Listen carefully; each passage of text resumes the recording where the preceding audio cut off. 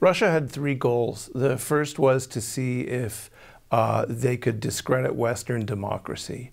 And it's not just the US, they've done this in France, in Germany, in Sweden.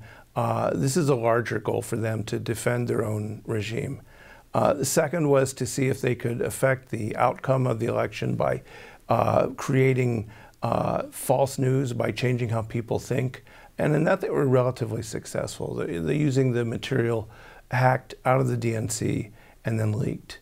The third thing is this recent release of an NSA document that suggests the Russians were actually looking at voting machines, actually looking at how you would interrupt vote counting, voter registration, actually interfering with the mechanics of voting.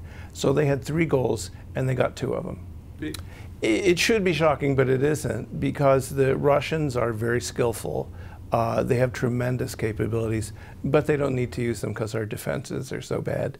So over and over again, we've seen surveys that show that 85% of the hacks rely on the most basic techniques. And this was a pretty simple phishing email. The procedure was complicated, and it was interesting to see that the Russians had even figured out a way to get around two-factor authentication. But that it was this easy, not really a surprise.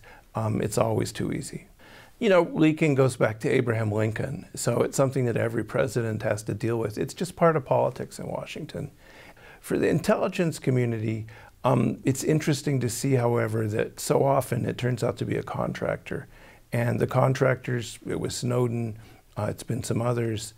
You know, maybe we need to take a harder look at contractors, because that's where part of the problem lies, but the other part of the problem is this is just politics. Welcome to Washington.